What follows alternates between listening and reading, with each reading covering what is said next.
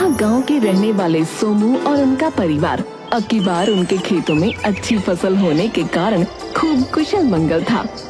पर उनका ये उत्साह केवल एक हफ्ते में पानी पानी हो गया, क्योंकि उस एक हफ्ते के बाद बादल रोज ऐसे गरजते और बरसते मानो पूरे गांव से इंद्रदेव क्रोधित हों। और इस मूसलाधार बारिश से सबसे ज्यादा भयभीत था सोमू, क्योंकि उसका खेत गांव की नदी के पास था और ज्यादा बारिश होने के कारण उसे हमेशा ये डर लगा रहता कि कहीं उनके खेत में बाढ़ ना आ जाए। और एक रात उसका ये डर सच हो गया और उसके पूरे खेत में बाढ़ आ गई।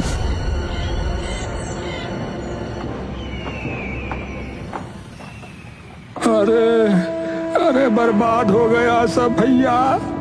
अरे कृष्ण कन्हैया, अब क्या होगा प्रभु। सोमू को उसके कुछ मित्र और गांव वाले संभालने लग गए। अरे भाई सोमू यार, हिम्मत रखो। ओ यार अपने लिए ना सही, ओ यार अपने बच्चों के लिए खुद को संभाल। अरे बच्चे, अरे मेरे बच्चे तो बर्बाद हो जाएंगे। मेरी बीवी की दवाइयाँ कैसे आएंगी? वो बेचारी तो यूं ही तड़प तड़प के मर जाएगी। ओ यार कुछ नहीं होता भाई सोमू। ओ यार तू हिम्मत ना हार यारा। ओ यार तू एक काम कर, तू मुखिया जी के पास जा, वो तुम्हें अपनी फसलों का मुआवजा जरूर दिलाएंगे यार। हाँ, सही कहा भाई, सही कहा। सोमू तुरंत मुखिया के घर पहुंचा और उसके घर के बाहर खड़ा होकर चिल्लाने लगा। मुखिया जी, अरे मुखिया जी बाहर आइए मुखिया जी।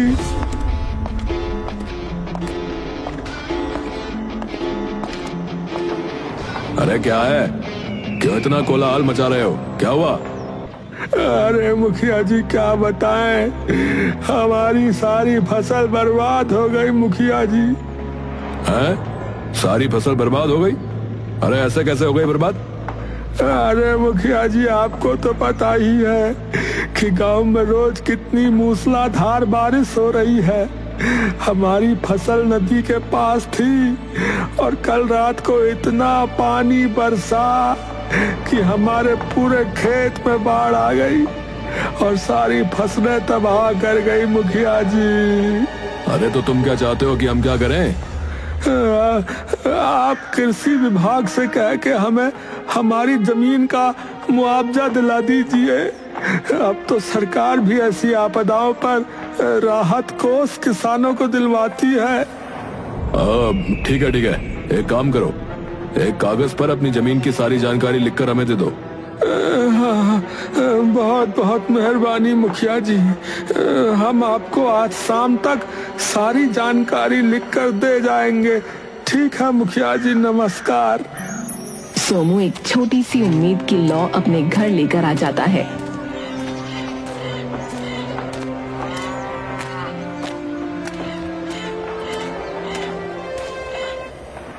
और सभी को ये बात बताता है। ये सारी बात सुनकर सोमू की पत्नी सदमे से नीचे गिर पड़ती है। अरे मंजू, अरे संभालो खुद को। दोनों बेटियां घबराकर अपनी माँ को संभालने जाती हैं। हे राम, अब इस घर का क्या होगा? हमारी बेटियों का क्या होगा? इन्हें कैसे पढ़ाएंगे लिखाएंगे? ये देखकर छोटी बेटी कृतिका भी जोर जोर से रोने लगी। अरे कृतिका, रो नहीं, सब ठीक होगा। और तुम क्यों डरती हो? मैं हूँ ना, तुम्हारी पढ़ाई को तो मैं कुछ नहीं होने दूंगी। तो बापू अब क्या होगा? पता नहीं बिटिया, मुखिया जी के पास गए थे मदद मांगने कि हमें मुआवजा दिलवा दो।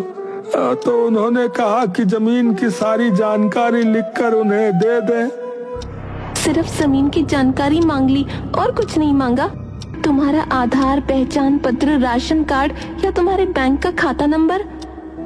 हाँ, सिर्फ वही मांगा है। तो बेटी तू एक कागज ले और सारी जानकारी उस पर लिख दे, ताकि मैं जल्दी से वो मुखिया जी को दे आऊं। ये सुनकर मीना थोड़ी देर चुप हो गई और थोड़ी देर बाद वो सारी जानकारी लिख कर दे देती है।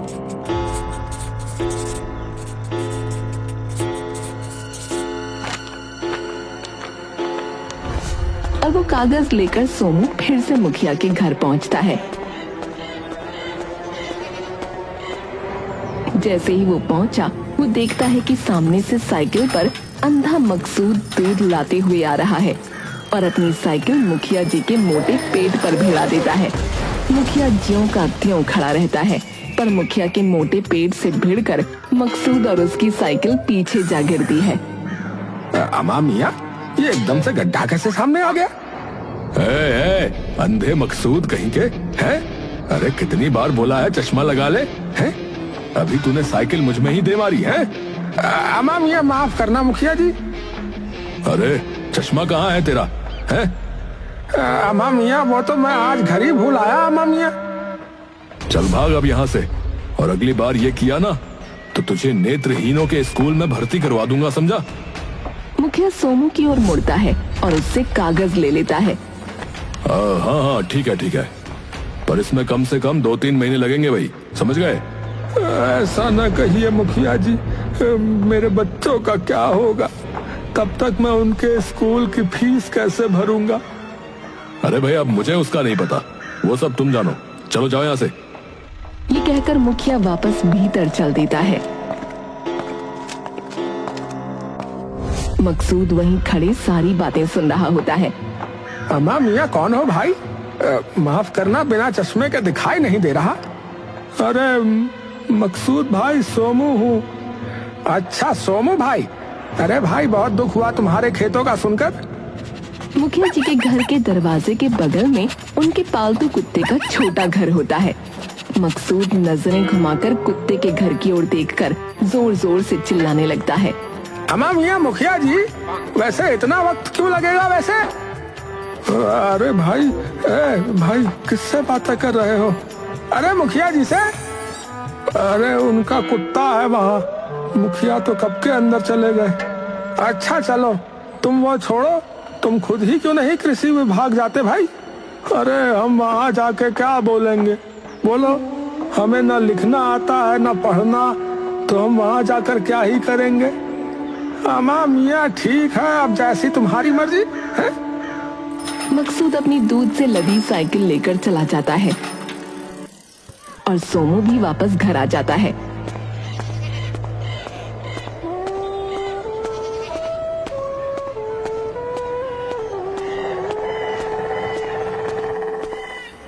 सारी बातें वो घर आकर अपने परिवार को बताता है। ये सुनकर उसका पूरा परिवार उदास हो जाता है। मीना मन ही मन सोचने लग जाती है, हे भगवान, ये कैसी आपदा है कि हमें पढ़ाने तक के पैसे नहीं बचे, और छोटी की पढ़ाई का क्या होगा?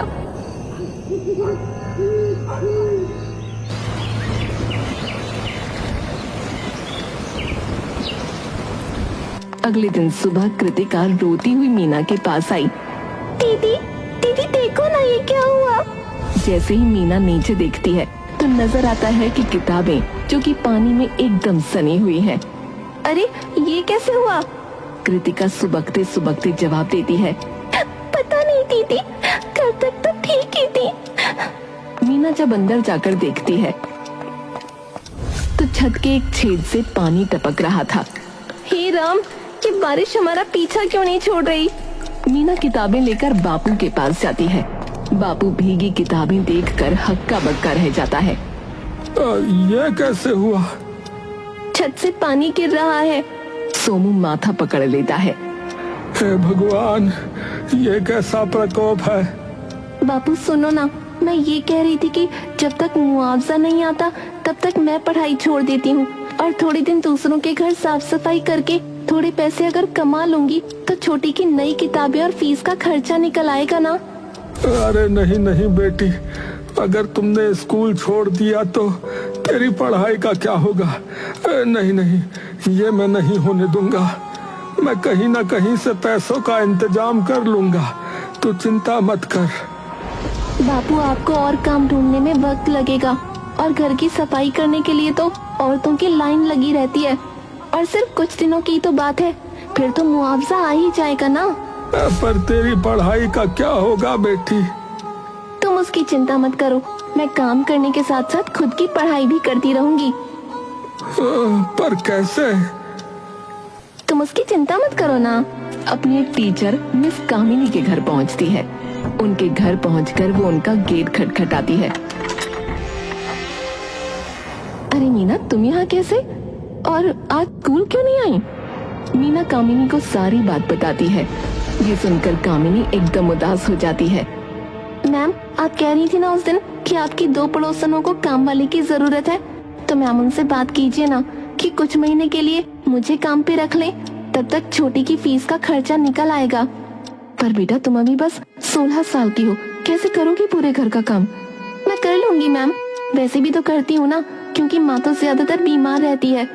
ठीक है, पर तुम्हें मुझसे एक वादा करना होगा। सफाई करने के बाद तुम हर शाम यहाँ आओगी, ताकि मैं तुम्हें पढ़ा सकूं। अभी कुछ महीनों में गांव में जिला स्तर की परीक्षा होने वाली है, और जो भी उसमें अव्वल आएगा उसको पूरे 5 साल की स्कॉलरशिप मिलेगी। यानी कि अगर तुम जीतती हो तो तुम्हारी स्कूल और कॉलेज दोनों की शिक्षा के पैसे सरकार देगी। सच में? हाँ, एकदम सच। और ये पुरस्कार देने के लिए खुद विधायक जी आएंगे, तो तुम्हें भी पूरी मेहनत से इसकी तैयारी करनी पड़ेगी। जी मैम। कामिनी मीना को साथ लेकर अपनी पड़ोसन के घर जाती है। हाँ भाई कामिनी, सुनाओ क्या हाल है? अरे कुछ नहीं, बस ये मेरी स्टूडेंट है, इसे साफ सफाई का काम चाहिए ताकि थोड़े पैसे कमाकर अपनी छोटी बहन की पढ़ाई का खर्चा उठा सके। इतनी छोटी उम्र में इतनी समझदारी, बड़ी गुणी हो बेटा तुम तो। सिर्फ गुणी नहीं, अव्वल दर्जे की छात्रा भी है। पूरी कक्षा में सबसे ज्यादा नंबर आते हैं इसके। गुणी और पढ़ाई में तेज, तुम तो खूब नाम रोशन करोगे अपने माँ बाप का। और एक हमारी बेटी कहती है, मम्मी एनवायरमेंटलिस्ट बनना चाहती हूँ, इसीलिए सिर्फ हफ्ते में 1 बार नहाऊंगी। अच्छा सुनो, मैं तुम्हें एक और घर का पता देती हूँ, वहाँ जाके भी तुम एक बार काम पूछ के आना। अरे सरकारी अफसर का घर है, खूब पैसे मिलेंगे। ठीक है, तुम इसे उनका पता दे दो, ये चली जाएगी।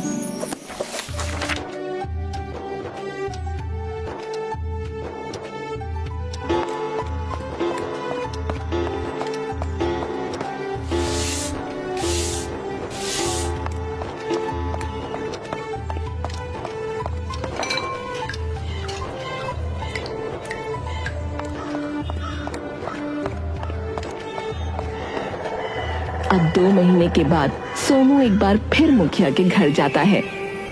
मुखिया जी, अब तो 2 महीने भी हो गए हैं, अब तो बताइए कि कब आएगा मुआवजा। अरे भाई, मुझे क्या पता कब आएगा है? रोज रोज यहाँ आके खड़े हो जाते हो, जाओ यहाँ से।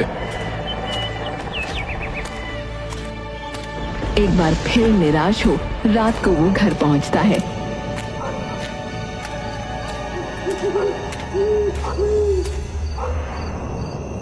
क्या हुआ बापू, कुछ बताया मुखिया जी ने? अरे क्या कुछ कहा बिटिया, सिर्फ एक ही बात बोलते हैं कि हमें क्या पता, सरकारी काम है ये तो। बापू, तुम ही खुद कृषि विभाग क्यों नहीं जाके पूछते? अरे बेटी, मुझे ना कुछ लिखना आता ना पढ़ना आता है, मैं कैसे बात करूंगा उनसे? हाँ तो मैं चलती हूँ ना बापू तुम्हारे साथ। अगर कुछ लिखना या पढ़ना हुआ तो मैं तुम्हें अपने आप बता दूंगी। सही सही बात है, तो एक काम करते हैं, कल सुबह होते ही हम दोनों कृषि विभाग के लिए निकल जाएंगे। अच्छा। सुबह होते ही सोमू और मीना कृषि विभाग पहुंचते हैं, जहां पर लंबी कतार लगी थी। सोमू और मीना दोनों जाकर लाइन में लग जाते हैं। काफी देर खड़े रहने के बाद उनका नंबर आता है। हाँ बताइए। जी, 2 महीने पहले हमारी फसल पूरी बर्बाद हो गई बाढ़ आने की वजह से। बेनिफिशियरी लिस्ट में नाम लिखाया था?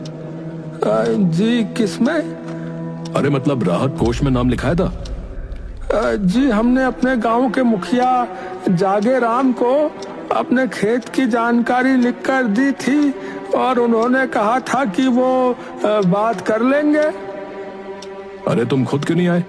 खुद आकर नाम लिखाना होता है, क्योंकि जमीन तुम्हारी है, मुखिया की नहीं। चलो अपना नाम और गांव का नाम बताओ, और कब हुआ था ये वो बताओ। जी, मेरा नाम जो है वो है सोमू चौबे, मांडहा गांव से, और लगभग 2 महीने हो गए साहब।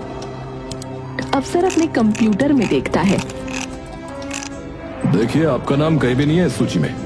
अरे अरे कृपया ऐसा मत कहिए साहब, ध्यान से देखिए, मुखिया जी ने कहा था कि उन्होंने बात की है। देखिए वो हमें नहीं पता, लेकिन तुम्हारा नाम इस सूची में नहीं है। ये सुनकर सोमू वहीं बिखर जाता है। मीना बापू को संभालती है और बापू को एक बेंच पर बिठाकर वापस सरकारी अफसर के पास आती है। अगर आपको अपने खेत की जगह बताऊं तो आप ये बता सकते हैं कि वहाँ का मुआवजा आया कि नहीं? ठीक है, बताओ। मीना सारी जानकारी सरकारी अफसर को देती है। अफसर थोड़ी देर बाद कंप्यूटर में देखकर बोलता है, अरे इस जमीन का मुआवजा तो महीने भर पहले ही दे दिया गया है। क्या? पर हमारे पास तो कोई मुआवजा नहीं आया, फिर मुआवजा किसको दिया? ये जानकारी गोपनीय है, वो मैं आपको नहीं बता सकता। अरे पर जमीन हमारी है तो आप हमें क्यों नहीं बता सकते? क्योंकि मुझे क्या पता कि आपकी जमीन है या नहीं। मीना ये बात सुनकर अचंभे में पड़ जाती है कि मुआवजा अगर आया था तो गया किसके पास, और मुखिया जी ने उन्हें बताया क्यों नहीं? मीना मन ही मन सोचती है, बापू को कुछ नहीं बताऊंगी, अब मैं खुद ही समस्या को सुलझाऊंगी। अगर बापू को बताया तो बापू का बुरा हाल हो जाएगा। मीना बापू के पास जाती है। बापू अभी घर चलते हैं, हमारा यहाँ रहने का कोई फायदा नहीं है। तुम पहले जाके मुखिया जी से पूछना कि उन्होंने ये बताया क्यों नहीं। सोमू और मीना वापस घर आ जाते हैं।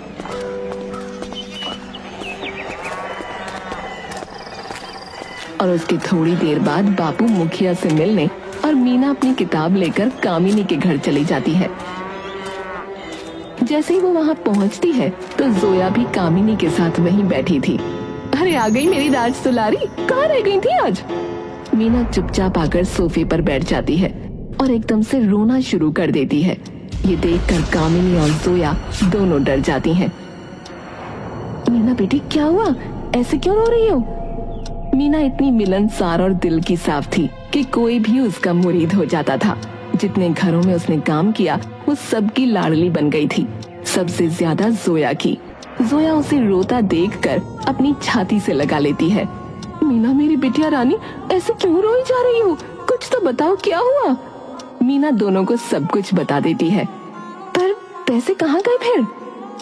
कृषि विभाग वाले हमें बता ही नहीं रहे मैम। पर ऐसे कैसे कोई पैसे ले सकता है? जमीन के कागज तो तुम्हारे पास है।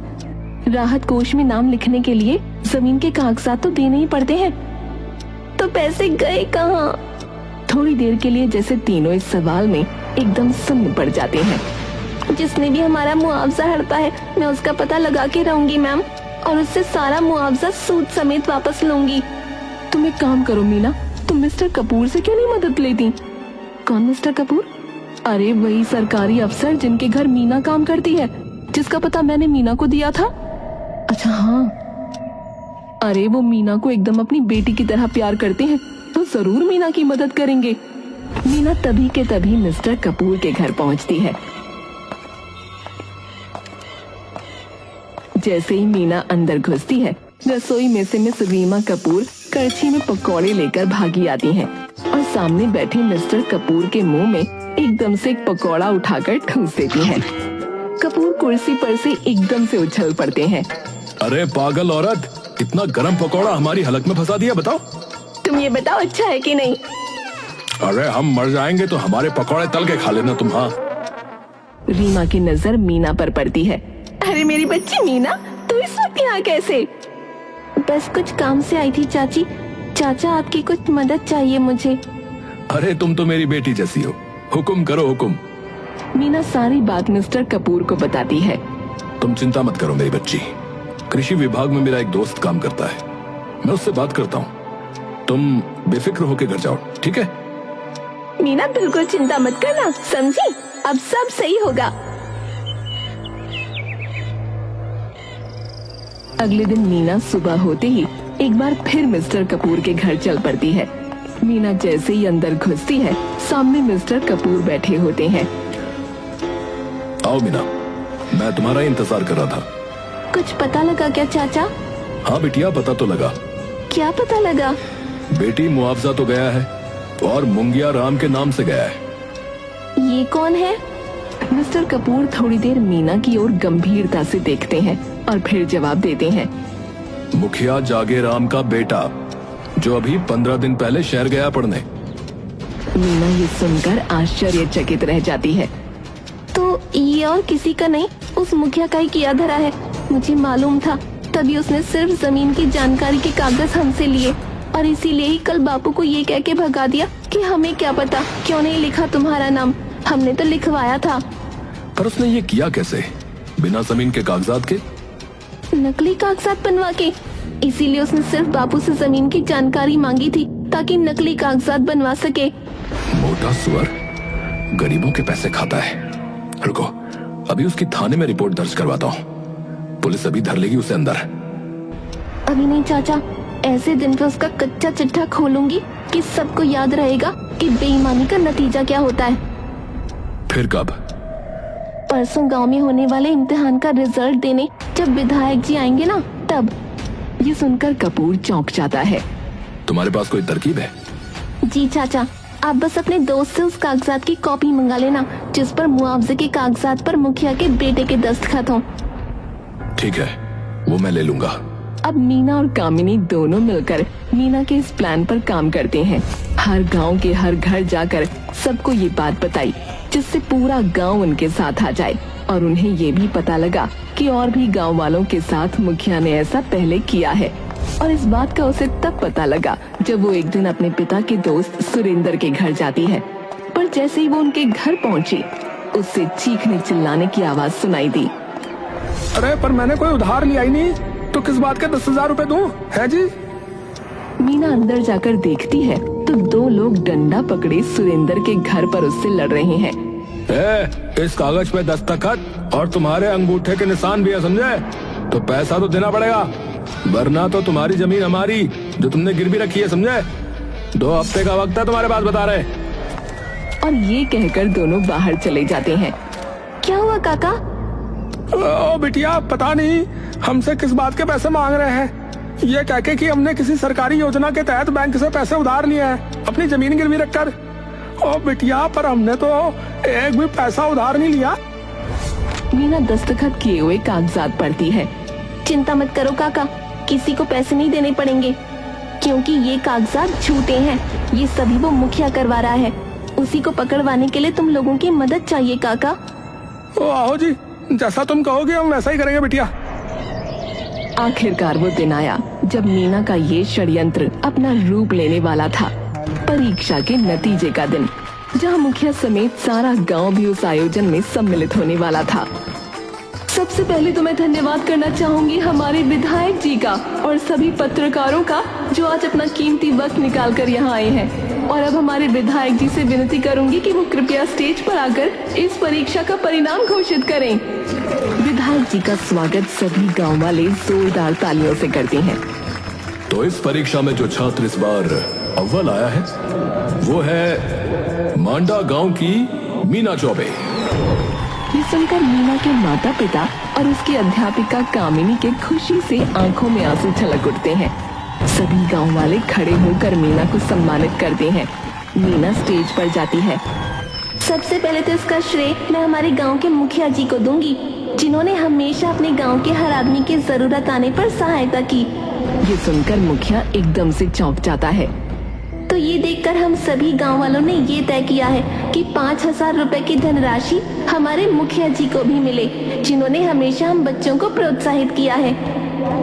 जैसे ही मुखिया ये सुनता है, उसकी आंखों और जुबान दोनों से लालच टपकने लगता है और वो पुरस्कार लेने जैसे ही उठता है तो मैं दरख्वास्त करूंगी हमारे मुखिया जी श्री सोमू चौबे से कि वो यहाँ आकर ये धनराशि स्वीकार करें।